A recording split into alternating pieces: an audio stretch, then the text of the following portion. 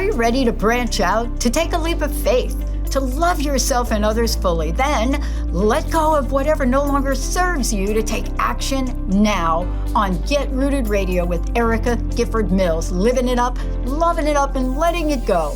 Erica will energize and excite you to power up your passionate dream that sets your soul on fire. With Erica's E3 approach, equipping, empowering, and enlightening yourself so you can be yourself for yourself. Get ready and get rooted to live a life without regrets, without what ifs, without should haves, and especially without empty feelings from a life unexplored. This hit show helps you build powerful and intentional roots to live it up, love it up, and let it go. Get fearlessly ready and powerfully rooted in your yes with your host, Erica Gifford Mills, and be fearless about your more and stand in your yes. Now on Get Rooted Radio.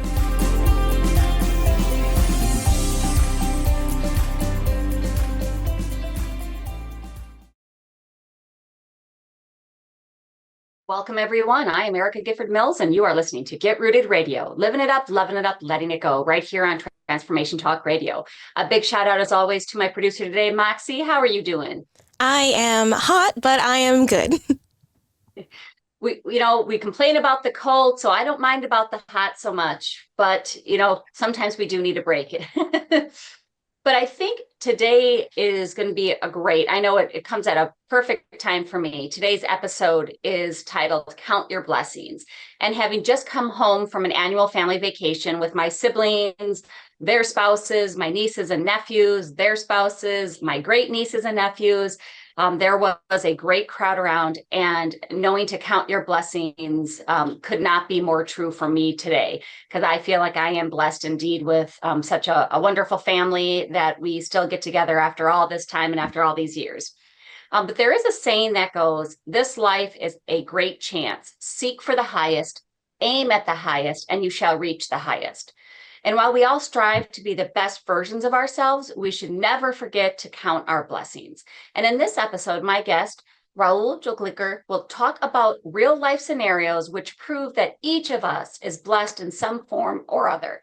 And excuse me, and it is these blessings that help us sail through the life's turbulent times. But I want to tell you first a little bit about my guest. Rahul is an accomplished leader with rich experience spanning financial services, retail, manufacturing, engineering, all the industries, really. He has a deep expertise in business strategy, management, global team leadership, C-suite relationship building, mentoring, consulting, executive advisory, and public speaking. He has led multi-million businesses and global strategic initiatives for Fortune 500 firms across the U.S., Asia Pacific, Europe, and Latin America. He has mentored several current leaders and industry professionals.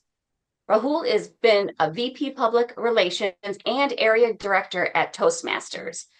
Rahul has a public speaking experience on topics spanning from servant leadership, vision and purpose, emotional intelligence, innovation, growth strategy, intergenerational communication, and diversity and inclusion. He holds an MBA in marketing and an engineering degree. He's a certified project management professional and has co-authored a book titled Cracking the Rich Code with a servant leadership chapter. He truly loves spending quality time with his family. He has a wife and 2 daughters, and his hobbies include networking, astronomy, music, singing, traveling, scenic drives, hiking, and as he says, attempted cooking and sci-fi comedy movies. His life purpose is making people's tomorrow progressively better than today through his insightful and motivational stories and messages. I believe you will all gain a great understanding of this during today's show. So please welcome him to the show today. Thank you so much for being on. Thank you, Erica. Thank you for the flowery introduction. Well, I'm really excited to have you on. And we do, if we, the royal we, have so many reasons to count our blessings if we just look, if we don't focus on the negative and we focus on the positive. So why is it important to count your blessings? Well, traditionally, what I have done in my life is not necessarily count my blessings at every step of the way. And by doing that, I have realized that, hey, if you count your blessings, you probably will have 5 times more chance of success and happiness and abundance than if you don't. And real life example is whenever something doesn't work at home, I tend to say, oh, I wish it was this way. But instead, if we can say that, oh, this is great, at least we have this much and we can build upon it. That creates a growth mindset rather than a fixed mindset. And that is extremely important for success, for fulfillment, and for joy in life. Oh, absolutely. I could not agree with you more on that. And that is important. If we always focus on that negative, it's like a magnifying glass. What you focus on grows. And if we instead have that growth mindset at what is this going to teach me if something doesn't go the way we are expecting it to go or want it to go, we will have that opportunity to use that as stepping stones for better abundance, growth, achieving our goals. I'd love for you to tell listeners, I want to start early in your life. So tell listeners maybe about an incident from your childhood that is truly memorable, that's really close to your heart. Sure, thanks. And not just one, but there are 2 incidents which are close to my heart. In both the cases, I can say for sure confidently that I have counted my blessings and hence I have grown. So when I was a 5-year-old boy, and like many 5-year-old boys, I was a little mischievous. And what I did was my grandmother, I used to live with my grandparents that time because my dad and my mom were, my dad was working somewhere else, so he was abroad. So I had that fond relationship with my grandparents. And my grandmother, she used to tie her hair with a metal pin. And as a mischievous boy, I took that pin. It's a metal pin. I held that in my hand and inserted that in a power outlet, live power outlet with the switch on. You can imagine what happened. I was glued to that thing with my lips turning pale, with my skin turning pale, whatnot. And it was a very, very scary incident. Fortunately for me, my grandfather, he had a acute sense of presence of mind. So he took a stick of wood, which we usually have in India for putting the clothes for drying, and he literally hit my hand with that stick. What that did was it disengaged my hand from the electric current, which was 220 volts AC. Otherwise, you wouldn't have seen me talking here today. So that is a huge blessing that I always count. Again, somehow there was something about this 5-year-old age for me. In another incident, there was this opportunity where I had got a chance to recite a hymn on stage. Hymn is, as all of you know, it's a perfectly by-hearted piece of prose or poetry. So there is no rocket science, no preparation required. So I stepped on the stage when my name was announced and I froze. Literally, I petrified looking at the 50 people staring at me as if they have come to eat me. And as a 5-year-old boy, I didn't know what to do. I stood there. I just said my name was so-and-so, and I awkwardly walked off the stage. That was the most embarrassing moment for me in my whole life. 5-year-olds, but still. And I went home and cried a lot. And fortunately for me, my father, he was my biggest mentor. He came to my rescue. So he sat down with me for a heart-to-heart conversation, literally heart-to-heart, father and son. And he's no more, but I still remember that day vividly every single day of my life. So he asked me one simple question. Rahul, do you know why this happens? And obviously, I was not in a state of mind to say why. So I said no, and I kept sobbing. And he said, because the same thing can happen to a 50-year-old too. You're just a 5-year-old boy. And the reason is because we fear the unknown. We don't know what will happen to us when we step on that stage. No matter how much preparation we do, even accomplished speakers, they are not as comfortable when they step on the stage in front of thousands of people. You're just a 5-year-old boy. And the moment you take the audience out of your mind and focus on your messaging, your story, that is the time when you will forget all the stage fright You will not be bothered about this, and you will be successful. And boy, that was a very powerful message. At that age, probably I didn't understand the full magnanimity of that. But as I grew up in my life, in my professional career, I came to realize that that was the single most powerful message that I have received in my whole life. And ever since then, I decided, okay, I'm not going to be afraid. I'm going to talk. I'm going to let people know what I know. The very fact that they have come there, which means they believe I have something valuable to share. So I'll talk about it. And that's a great point, because we do fear the unknown, and our brains are hardwired to go to, well, let's think about the worst possible thing that could happen, because at least then that's known. And then of course we get afraid of what might happen, and this is horrible, and this is what it is. But when you said people came to hear you, which automatically means they're interested. And if we step away from that fear and have that, understand that everybody has that positive intent, no one's going to boo you off the stage, and you can just concentrate on what your message is. And I think that is, and that's for anything, whether it's personal, professional, you're there to give a message, and just be true, be authentic. And you might still be afraid, don't get me wrong, you might still have that fear, but then do it anyways. Can I add to that, Erica? I mean, Yes. very, very well said. One most important thing that many speakers, even us, we forget is we need to talk from our heart rather than just our brains. Our brains play tricks on pretty much everything. But when we talk from our heart, we will connect to other people's hearts. Be authentic, be true, as you rightly said, and your message will relay.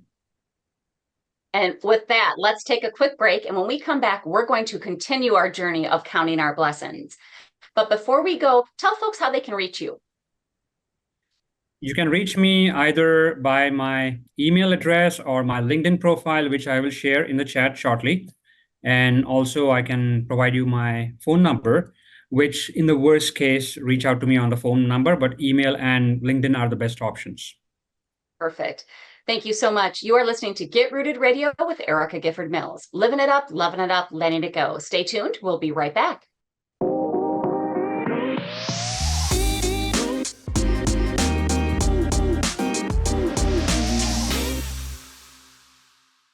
Welcome back to Get Rooted Radio with Erica Gifford Mills. Living it up, loving it up, letting it go. If you missed any portion of today's episode, you can catch it on getrootedradio.com. That's getrootedradio.com. Don't forget to subscribe online to receive the latest news, events, specials, and words of encouragement. Go to getrootedradio.com. Welcome back to my guest, Rahul Joglekar. Thank you so much for being on the show today. My pleasure. So during the last segments, listeners heard about your early childhood. And during this segment, I'd like to get a little bit more storytelling, because I think they're wonderful. And it really shows what we can look for. I don't want to say forward to, but how we can see the good in something bad. And I'd love to learn more about an incident that made your parents' heart skip a beat. So can you tell us about an experience you had when you visited Nairobi, Kenya? Yeah, and I can't help but have that chuckle and smile when I remember that incident, because it was literally skipping several beats, not just one beat. So imagine the situation that a group of 10 people are driving through the African safari in one car. And since it's just one car, they're helpless, because if that car gets stuck somewhere, they can't go anywhere. And that's exactly what happened. We were in the African safari. There are mud holes and water holes everywhere. It had rained the prior night, so there was a lot of mud here and there. And our car, unfortunately, got stuck very, very badly in one such mud hole. And imagine the situation that you have this car, and since it's an African safari, there are tall grass everywhere. There's tall grass, there are tall, huge trees, and you can barely see beyond few feet from you.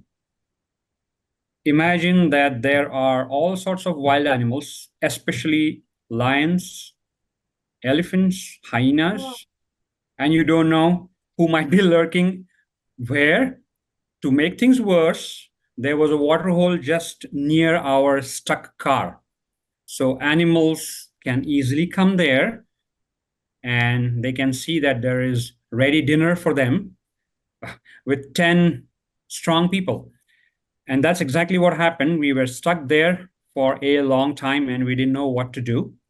Ultimately, collaboration beats competition, and collaboration always comes to the rescue.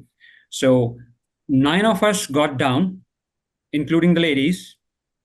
One member took the wheel and just pressed the accelerator as much as he could. And all 9 of us kept pushing and pushing. Ultimately, after a long period, which seemed even longer that time, long period of about 7 minutes, finally the car got out of that ditch. And we breathed a sigh of relief, but it was not over yet. We had to get in the car, start driving, and pray to God that we would not get stuck in another such hole. So fortunately for us, we did not. But at that time, our whole life flashed in front of us. We didn't know what would happen the next moment. We didn't know who might come there. We didn't know who out of us would be safe and who would fall prey. So it was a very surreal moment for all of us, all 10 of us. Fortunately, by the grace of God or the superpower, we all were safe. We came back home, and till date, we share that story whenever we meet as friends. And that time, I was about 8.5 years old. So the childhood still continued from 5 years to 8.5, and the fun didn't reduce any much. Well, and when you're in that moment, right? Sometimes, it's fight, flight, freeze, flee. And it's hard not to just, this is where it ends, right? This. We always have a joke of we get a leg cramp and it's like, this is how I die. You're in that moment. And when it's something serious, I think it's our brains have the capacity, our bodies have the capacity to overcome that if we allow it, right? If we stop the doomsday scenario. Yep. Very hard not to, don't get me wrong. And I say this, the past 1.5 years, I've been going through cancer treatment. Sure. And I'm on the other side. Actually, this week is my first 3-month oncology visit.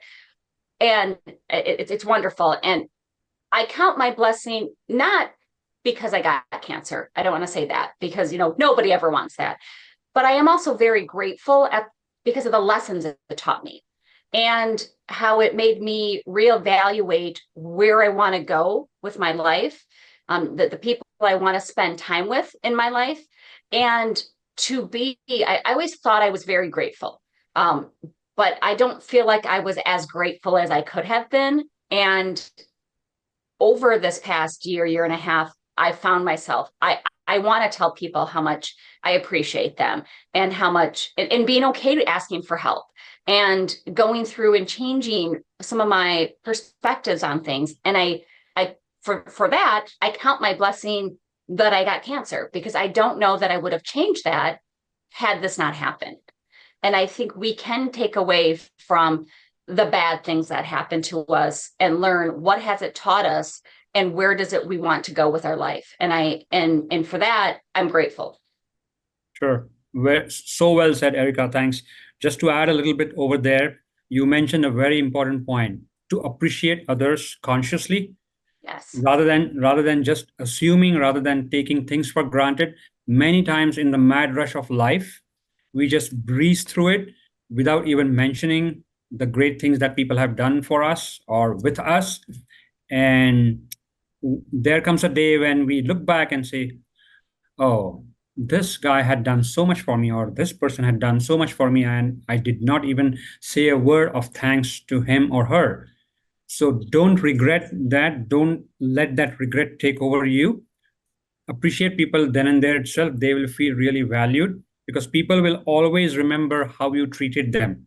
They may Yes. not, they may not remember your designation. They may not remember how wealthy you are, whatever. They will always remember how you treated them. And it's true. And even if it's a stranger, right? You Yep. can put a smile on somebody's face by saying the simplest of things. And we need to remember that when we're out and about, we don't know what's going on with other people. We don't know what may have just happened to them. We don't know what they're going through. So if we're kind and we also always express that gratitude, I mean, you see many times at funerals or memorials that people are speaking so highly. Not, of course they should. I'm not saying they should speak ill, but did we say that when the individual was here? Did they know that? And Right. you know, I want going forward people to know how much I appreciate them and how much either somebody mentored me or pulled me out of a funk or was just there to listen to me complain. And I think we don't do that enough. We're so wrapped up in our own world and our own thoughts that many times we forget to do that and to just be kind and tell people we love them, tell people we're thankful for them. And when we count those blessings, and now, as opposed to later, and we don't live with that regret, I think the world will be so much lighter and more pleasant. That's a good word, lighter, yes. Yes, yes. So when you look back on this experience, these last two experiences, do you think that at the time you counted your blessings, or did it take you later on to more think about that? So as I mean, 'cause you were rightly, young. I mean, you were young, so I mean, there's a caveat there, but no, as you rightly said a few minutes back, we are always in that flight or fight mode. So in all of these incidences, the three incidences, probably when it was happening, I did not count the blessings. I was just so angry or so sad about it or so fearful that I could not think of anything else but that thing. So they say it's funny, right? They say living in the present moment. So I was living in the present moment. For example, the African safari. I could not just think of anything else but survival. yes. But post that, when I thought about it for a lot of time, I said, this was extremely powerful. There was a powerful hand somewhere because of which we all are safe today. So it is always post that incident or post that fact that we count the blessings, whereas you're spot on. If we count those blessings as things are happening, that's that growth mindset shift from a fixed mindset. Instead of complaining, you say, okay, it's fine. This is happening, but even this will pass. So that is when you say you're counting your blessings rather than just complaining about something. And I love that. So let's take a quick break. And when we come back, we're going to continue on life's journey of counting our blessings. But before we go, Rahul, you said at the end of last segment, LinkedIn is the best way to reach you, or your email. So your email is the hello Rahul Joglekar at gmail.com. Correct. So that's HELLO RAHUL JOGLEKAR at gmail.com. Perfect. Great. So look him up on LinkedIn. If you have any questions or want to learn more about him, please, listeners, reach on out. I am Erica Gifford Mills, and you are listening to Get Rooted Radio, living it up, loving it up, letting it go. Stay tuned. We'll be right back.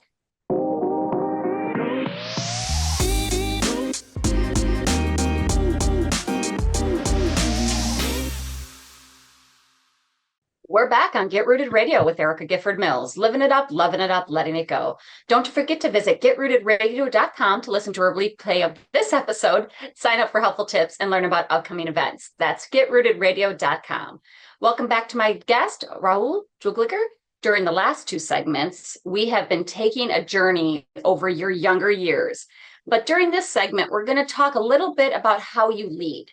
So the word leadership, we all know it has varied definitions and interpretations based on who you are, the situation, and cultural differences even. And there are many leadership styles and theories, but I'd like to know, what is your idea of leadership? Great question. I'm always passionate about this topic because leadership, as you said, can be viewed in 1,000 different lenses. Uh, Leadership, according to me, is most importantly defined or determined by the people that the person leads. And this is something which people don't understand, agree, or align on. They think that the leader is someone who has to drive and motivate and make things happen. But it is ultimately the people who are being led by that person. They determine the future course of events and how the leadership will evolve and how the benefits of that leadership will come up. Just to illustrate what I'm talking about, so let me take you again a flashback to 2002 when I was a project manager for one of the companies I had newly joined. And a project manager is usually not given a big responsibility of leading or mentoring a team. But somehow my delivery leader, she felt and she believed that I could do that. So she called me and she said, there's a batch of fresh college graduates, 24 of them, who are joining tomorrow. I would like you to take charge of their mentorship. Remember, I was just a project manager with few years of experience, not a whole lot. But she said, take charge of their mentorship, bring them up to speed to the level of professionals in the organization.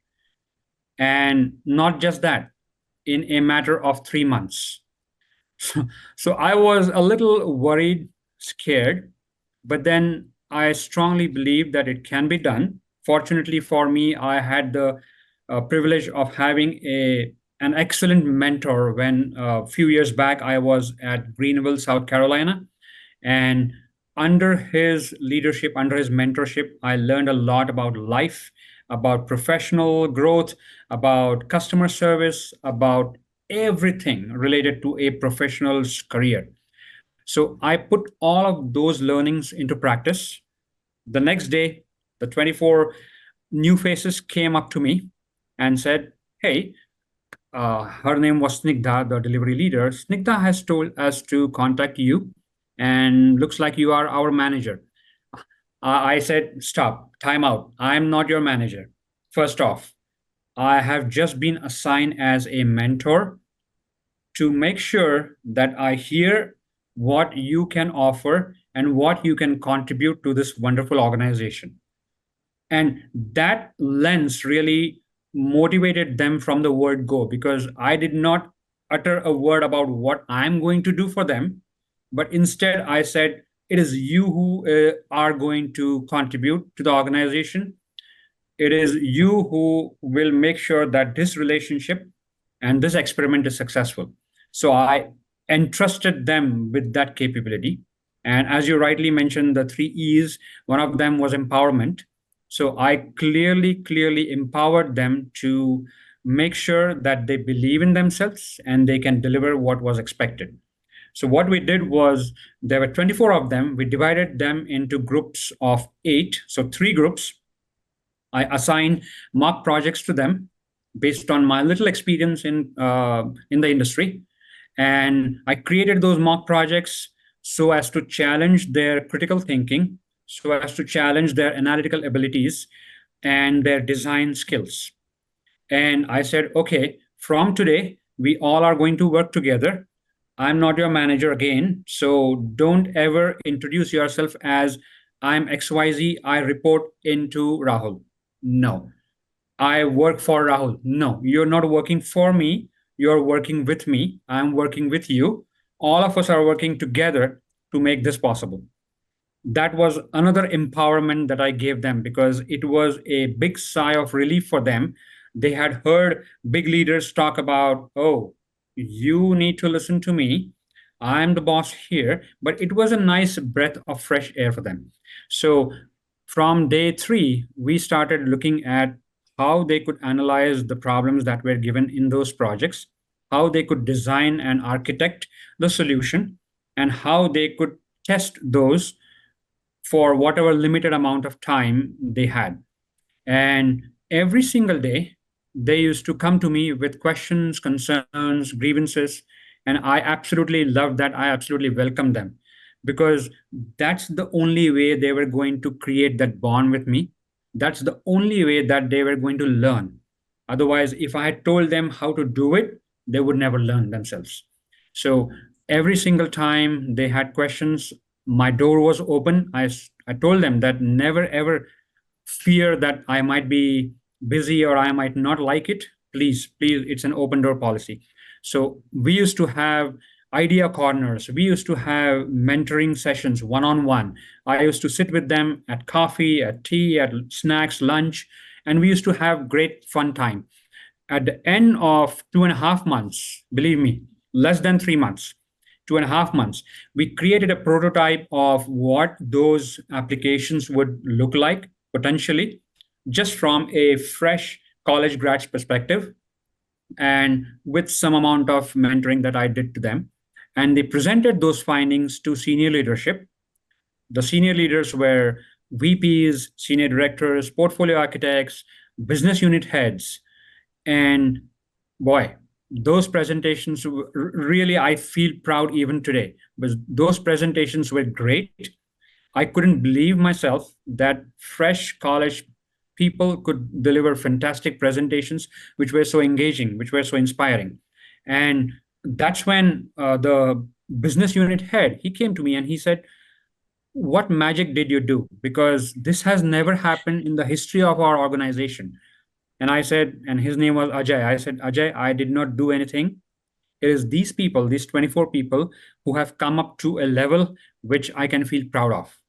So that was the third example of entrusting something on new people, empowering them, enabling them to achieve what all of us want to achieve. And that's when he said, "This is great. And I hope that we can continue this trend and this tradition of creating these focus groups and cohesive activities." So I always cite this example because this is an example, classic example of servant leadership. I haven't seen a good enough example than this, not just because I did it, but because it was so much rooted in passion for their betterment, for their upliftment, for their development. And many of them, as you had introduced me in the introduction, many of them are industry leaders today, but they have been in contact with me till date. So since 2002 to 2024. And that really speaks of the bond that we had created. And that's important. I mean, with servant leadership, it's putting the people first, right? It's about making sure that they do feel empowered, that they can bring their skill set forward for their benefit, right? For their promotion, but also for that of the mission of the organization. I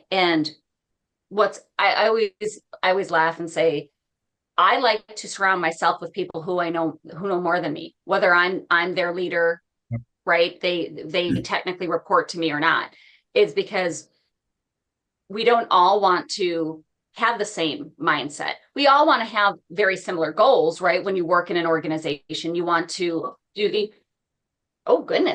benefit of the organization, but we do not want to have it where you're not promoting the individuals, because the individuals do the work, right? They're the ones who make the company successful. And if we cannot lead and show that passion, we're not going to be able to move forward. And I think that's where you have the various leadership theories, whether it's transformational, transactional, servant. You have all the different techniques, and there's not necessarily that's one that's better than the other. It's sometimes, how do you need to manage somebody and lead somebody, not even manage, lead somebody in a situation. And you may not think of yourself as a leader, but you have the ability to lead even if you don't think that you have that position. because we can manage up, we can lead up, and you can be in a cross-functional team and be seen as a leader without the title. So what I'm talking to, my staff or the people I coach, you can and you are a leader by your actions, by your knowledge, by your skill sets, and what you bring to the team. You don't have to have the title in order to do that. And many of the best people I've worked with don't have that title, but I see them as the best leaders I've had the ability to be around. Great, great. And just to add one beautiful sentence that Simon Sinek has mentioned as a leadership, and I'm sure all of you know that, but leading doesn't really mean that you are in charge. It is the leader has to take care of the people in his or her charge. You're not just being in charge, you're in charge of taking care of the people that you lead. And that is profound, that is powerful, and that can change several lives if done correctly. Absolutely, it can. So we're going to take a quick break, and when we come back, we're going to finish out the show with one more inspiring story. This is Get Rooted Radio with Erica Gifford Mills. Living it up, loving it up, letting it go. Stay tuned. We'll be right back.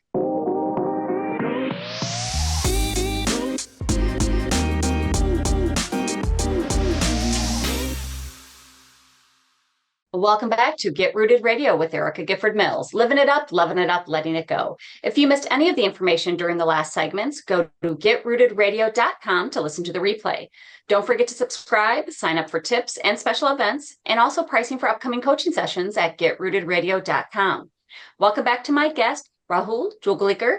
Thank you for being on the show today. Thank you. My pleasure. And tell listeners where they can contact you and learn more about you. Sure. So just to reiterate, my email is likely the best way to contact me, which is hello, Rahul Joglekar @gmail.com. I have typed that in the chat. Another place to contact me, which I frequently look at, is my LinkedIn profile. So I have included that as well in the chat. Feel free to reach out to me any time of the day or night. The next day, I will respond definitely. Wonderful.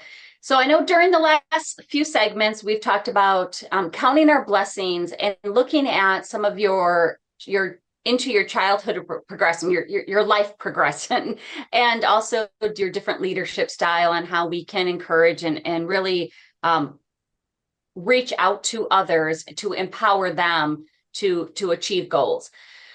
One of the things that we had talked about during our conversations and prep for the show was that you were in intensive care unit. So tell listeners about this experience. Sure. And that was likely, without a doubt, the most scary experience of my lifetime. Not just my lifetime, but for my family too. So it so happened, it was April 28th of last year, to be precise. I woke up early in the morning to go to the bathroom, and somehow when I came back to go to bed, I could not move my right leg very easily. And I wondered, okay, it's probably just a part of my sleep. But then I could not really stand properly and walk. That's when I got totally scared, totally. So I just sat down on the floor. I took a lot of deep breaths. I calmed myself down because I didn't really want to wake up anyone at 2 a.m. in the night, but probably I should have on a afterthought, but I did not. And then I calmed down a little bit. I felt much better. And then I went back to sleep. The next day morning, it was okay. So I even dropped my younger daughter to school so I could drive. Remember, it was the right leg. So I could drive. And I thought, okay, this is fine. Everything is back to normal, BAU. But sadly, it was not, because during the day, I again had those discomforts in my right leg. And somehow by afternoon, my family said, okay, nothing doing, time out. We are going to the urgent care center and let's get it checked. When they checked, obviously they checked the vitals first. And when they checked, the blood pressure was unbelievably high.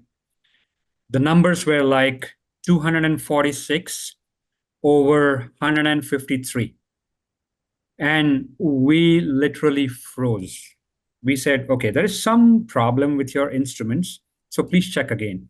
They said, no, we checked it thrice, the same numbers.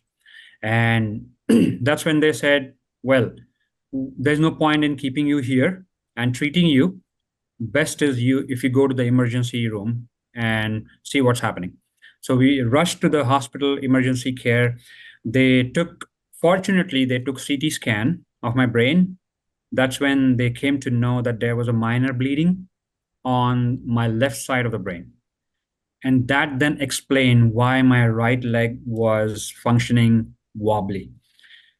We didn't know why that had happened, but we said, okay, treating this is more important than wondering why it happened.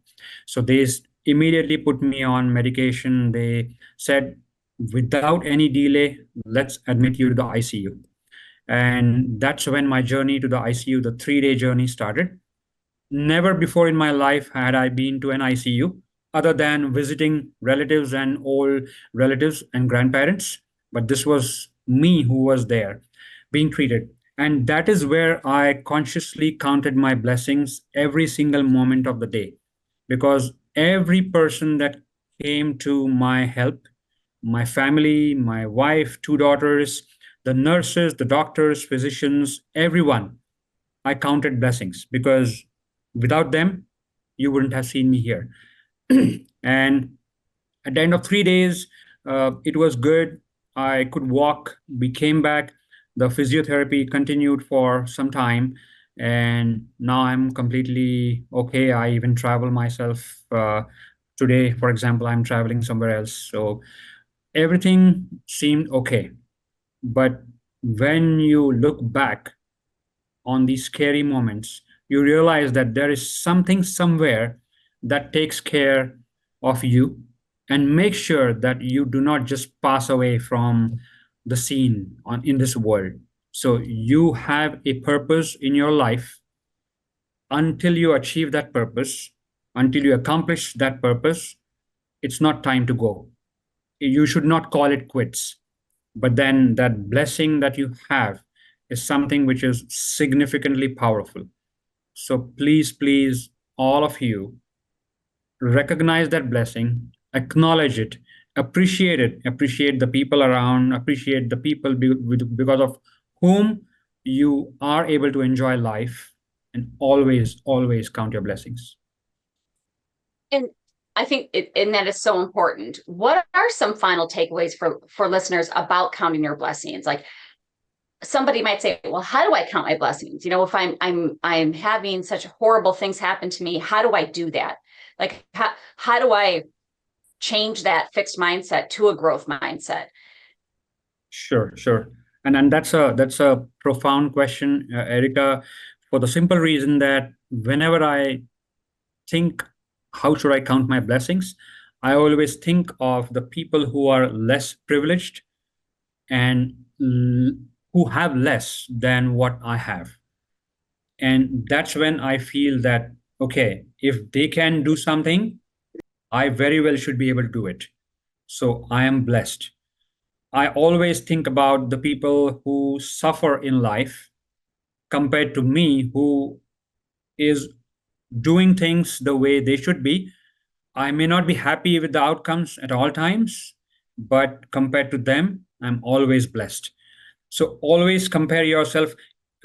In life, we are taught to compare ourselves with people who are more accomplished, because then you can go towards that kind of a goal.